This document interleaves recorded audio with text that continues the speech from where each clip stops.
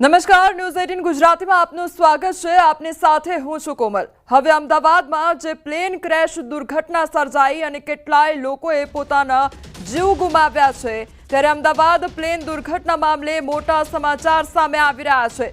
Emergency locator transmitter મળી આવ્યું છે તેવું ફાયર વિભાગ દ્વારા જણાવવામાં આવી રહ્યું છે। એજન્સીઓને જીપીએસ ટ્રેકર હાથ લાગ્યું છે તો બ્લેક બોક્સને લઈને હજુ સ્પષ્ટ જાણકારી પ્રાપ્ત નથી થઈ, તેમજ ફાયર વિભાગે પુષ્ટિ કરી છે આ બ્લેક બોક્સ નથી। એજન્સીઓ બ્લેક બોક્સની શોધખોળ ચલાવી રહી છે। હજુ બ્લેક બોક્સ મળ્યું નથી અને તે અંગે કોઈપણ પ્રકારની હજી સુધી જાણકારી નથી અને આ અંગેની જે પુષ્ટિ છે તે ફાયર વિભાગ દ્વારા કરવામાં આવી છે। સંવાદદાતા પ્રણવ અમારી સાથે જોડાઈ ગયા છે। પ્રણવ, હવે જે ઇમરજન્સી લોકેટર છે તે અત્યારે મળી આવ્યું છે, પરંતુ બ્લેક બોક્સને લઈને હજી સુધી કોઈ જાણકારી નથી, શું અપડેટ?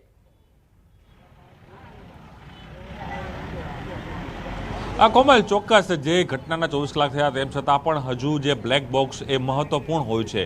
આ કોઈ પણ એરક્રાફ્ટ હોય છે, કોઈ પણ વિમાન હોય છે, કોઈ પણ હેલિકોપ્ટર હોય છે, તેનું મુખ્ય જે આધાર હોય છે તે બ્લેક બોક્સ હોય છે, કારણ કે બ્લેક બોક્સના માધ્યમથી જ આખી હિસ્ટ્રી છે તે પ્લેનની ખબર પડતી હોય છે। એનો મુખ્ય હાર્દ જે કહી શકાય તે હોય છે ને તેના આધારે એ પુષ્ટિ થતી હોય છે કે કયા કારણોસર એ પ્લેન છે તે ક્રેશ થયું છે, એરક્રાફ્ટ કઈ રીતે ક્રેશ થયું છે, હેલિકોપ્ટર કઈ રીતે ક્રેશ થયું છે। એટલે જે ગઈકાલે જે કરુણાંતિક ઘટના જે બની અમદાવાદ શહેરના મેઘાણીનગર વિસ્તારની અંદર અને જે એર ઇન્ડિયાનું લંડનનું જે ફ્લાઇટ હતી તે ત્યાં ક્રેશ થાય છે અને તેની અંદર જે તમામ જે પ્રવાસીઓ છે તેના મૃત્યુ થાય છે, તો સાથે જ ત્યાં જે મેસમાં રહેતા જે પણ તમામ સ્ટુડન્ટો છે તે પણ અનેક લોકો ઘવાય છે, તેને અને એમાંથી પણ અનેક લોકો છે તેના ત્યાં મોત થઈ જાય છે। ત્યારે વહેલી સવારથી જ પ્રધાનમંત્રી નરેન્દ્ર મોદી મુલાકાત બાદ ત્યારબાદ તમામ જે સેન્ટ્રલ એજન્સીઓ છે દેશભરની એ તમામ સેન્ટ્રલ એજન્સીઓ હાલ તપાસ કરી રહી છે। ખાસ કરીને જે આખું જે પ્લેન છે તેમાં મોટાભાગનો જે ભાગ છે તે ક્રેશ થઈ ગયો છે, તે આખો કાટમાળ થઈ ગયો છે, પરંતુ પાછળનો જે મુખ્ય ભાગ હોય છે કે જ્યાં આખું બ્લેક બોક્સ હોય છે તેની હાલ તપાસ છે તે ફાયર વિભાગ કરી રહી છે અને ફાયર વિભાગની જે ટીમ છે તેને હાલ જે મળી રહ્યું છે, જે ખુદ ફાયર વિભાગના જે ચીફ ઓફિસર છે અમિત ડોંગરા, તેઓએ સ્પષ્ટતા કરી છે કે આ જીપીએસ ટ્રેકર છે, જીપીએસ ટ્રેકર તેઓને મળ્યું છે। જીપીએસ ટ્રેકરના માધ્યમથી તે આખી જે તપાસ એજન્સીઓને છે તેને એ આપવામાં આવ્યું છે।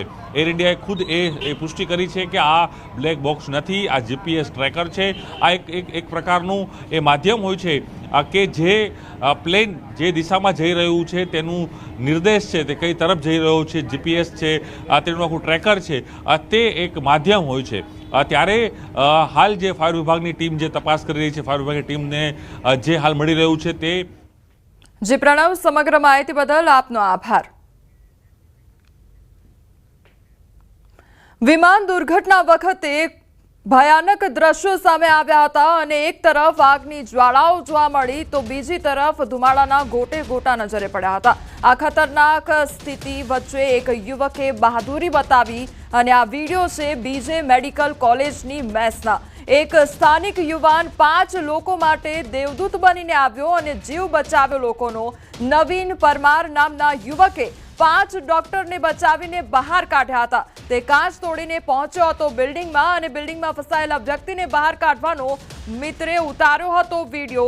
તો યુવકે કહ્યું કે મારે ડોક્ટર બચાવવા હતા એટલે કાચ તોડીને કૂદ્યો હતો। યુવકે ન્યૂઝ 18 સમક્ષ આખી જે ઘટના સર્જાઈ હતી તે વર્ણવી હતી। આ જે યુવક છે તેના દ્વારા ડોક્ટરોનો જીવ બચાવવામાં આવ્યો હતો। તેણે વાત કરતા કહ્યું કે મારે ડોક્ટરોના જીવ બચાવવા હતા એટલા માટે જે બારીનો કાચ હતો તે તોડીને તે અંદર ગયો હતો અને ત્યારબાદ 4 થી 5 જેટલા જે લોકો છે તેમને રેસ્ક્યુ કરવામાં આવ્યું હતું। અમે લોકોને બચાવવાના તમામ પ્રયાસો કર્યા છે તે પ્રકારની પણ વાત કરવામાં આવી હતી અને ભયંકર જે આખી ઘટના સર્જાઈ હતી તે પણ આખી ઘટના ન્યૂઝ 18 સમક્ષ વર્ણવી છે। આ બંને યુવક હતા, તેમાં એક યુવક દ્વારા જે બારીનો કાચ તોડી લોકોને બચાવવાના પ્રયાસ કરવામાં આવી રહ્યા હતા, અન્ય જે મિત્ર હતો તેના દ્વારા વિડીયો કેપ્ચર કરવામાં આવ્યો હતો અને જે આખી ઘટના સર્જાઈ, કેવી રીતે લોકોને બહાર કાઢવામાં આવ્યા, કેવી રીતે લોકોનું રેસ્ક્યુ કરવામાં આવ્યું તે અંગે પણ વાતચીત કરવામાં આવી। આ સાથે તેમના દ્વારા એ પણ વાત કરવામાં આવી છે કે અમે ડર નહોતા અનુભવતા, પરંતુ સ્થિતિ ખૂબ ગંભીર હતી।